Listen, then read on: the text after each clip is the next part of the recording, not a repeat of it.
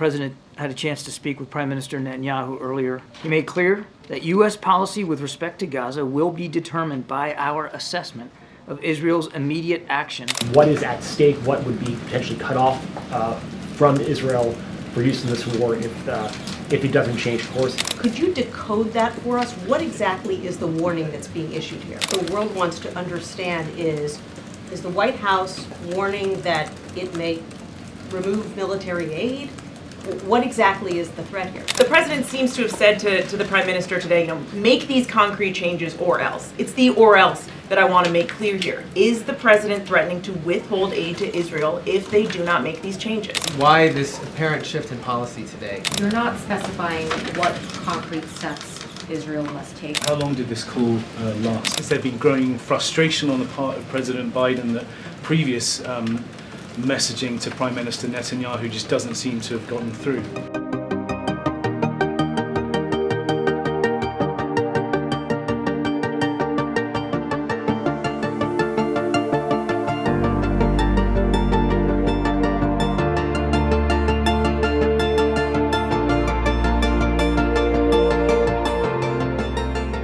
As I'm sure you're all aware, the President had a chance to speak with Prime Minister Netanyahu earlier today.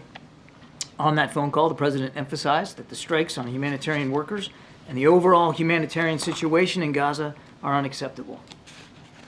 He made clear the need for Israel to announce and to implement a series of specific, concrete, and measurable steps to address civilian harm, humanitarian suffering, and the safety of aid workers.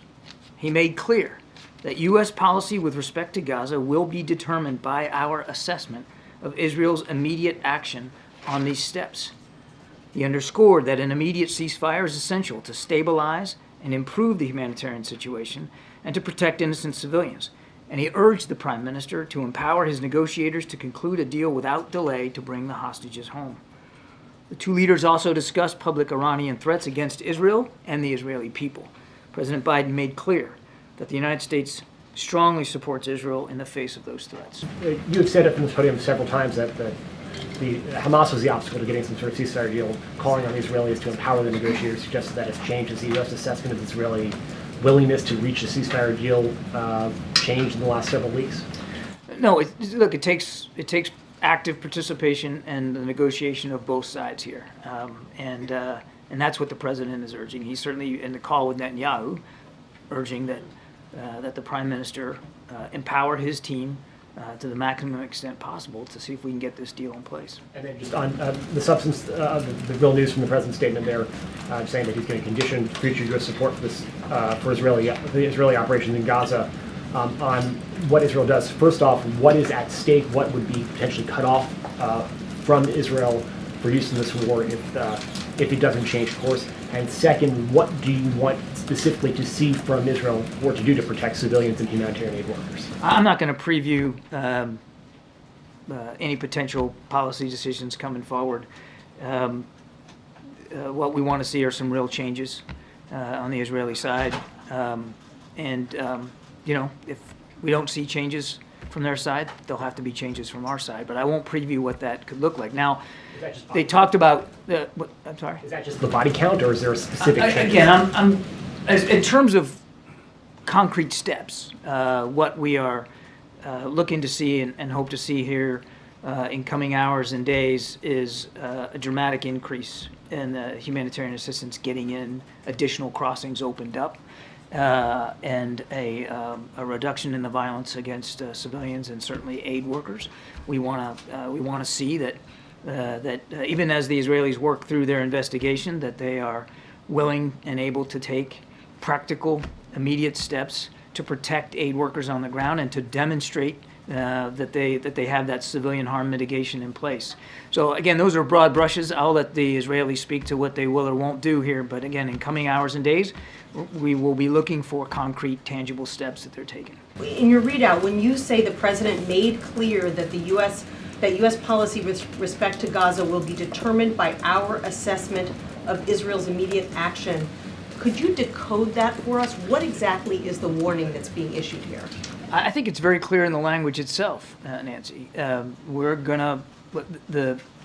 looking for concrete steps to alleviate humanitarian suffering in Gaza. Again, I won't get ahead of what the Israelis will or won't say or announce. We're looking for concrete steps to be announced here soon. And it's not just about the announcement of concrete steps and changes in their policies, but it's the execution of those announcements and those decisions and implementing them. And so we obviously will watch closely and monitor how they do on the commitments that they make. And as I said earlier, if there's no changes to their policy and their approaches, then there's going to have to be changes to ours. I think what the world wants to understand is the White House warning that it may remove military aid? What exactly is the threat here?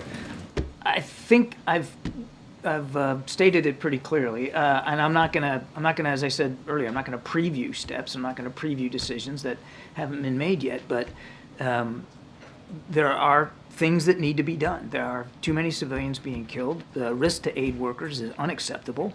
Now we have certain aid organizations that are reconsidering whether they're even going to be able to continue operations in Gaza while famine looms. So there has to be tangible steps. Let's see what they announce. Let's see what they direct. Let's see what they do. But I'm not going to get ahead of that.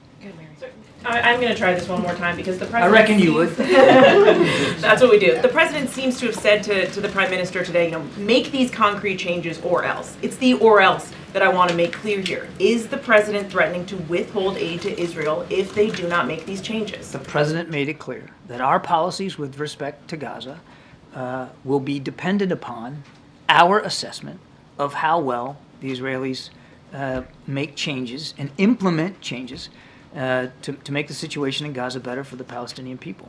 And how much time are you giving them to make these changes, to implement these concrete Again, steps? we would hope to see some announcements of changes here in coming hours and days, and I'll leave it at that. That's short. Hours and days. John, why today? Why today? What? Why today for the phone call? Why? Why this apparent shift in policy today? I think, look, President, well, all of us, but particularly the president, was certainly shaken by the attack on the WCK convoy and the aid workers. As I said earlier, it wasn't the only event. There had been others like that, humanitarian aid convoys coming under fire and losing people. And the president felt strongly that it was time to talk to Prime Minister Netanyahu about his concerns. Would you characterize this call as an ultimatum? I would characterize this call as very direct, very businesslike, very professional on both sides. And the president laid out his significant concerns about the direction and where things are going. And quite frankly, laid out, as is clear in the readout, that we are willing to reconsider our own policy approaches here, dependent upon what the Israelis do or don't do. Can you just tell us who all was on the call? Well, it was a bilateral call between the two leaders, Prime Minister Netanyahu and the president. They were the only two speakers on the call. But Vice President Harris also dialed in? Vice or President Harris did dial in, yes. Secretary of State? Secretary of State dialed in, Jake Sullivan, yes. I don't know who was also listening in on the Israeli side, but the discussion was between the two leaders.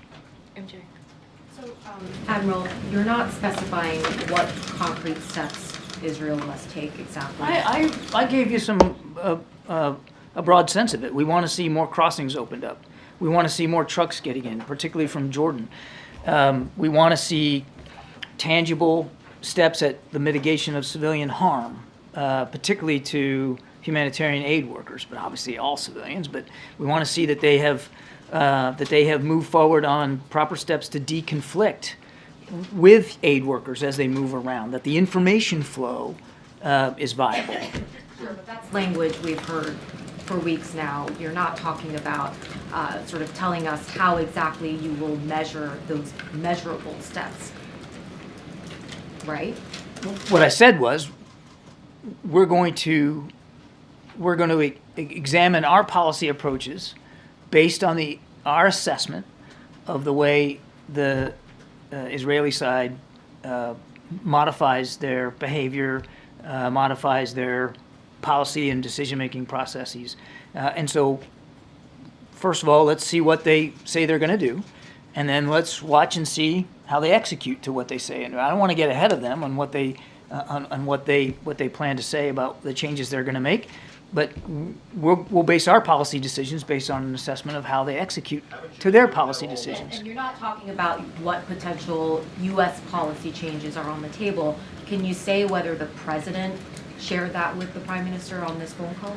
The president made clear that absent changes in the protection of civilians on the ground, absent changes to the volume of humanitarian assistance getting in, absent any movement on a ceasefire that will allow hostages to get out and more aid to get in, absent a calming down, that he will have to reconsider his own policy choices with respect to Gaza.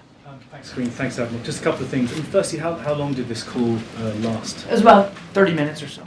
And just going back to, Jeff's question about the, why this sort of change in tone? I mean, has there been growing frustration on the part of President Biden that previous messaging to Prime Minister Netanyahu just doesn't seem to have gotten through?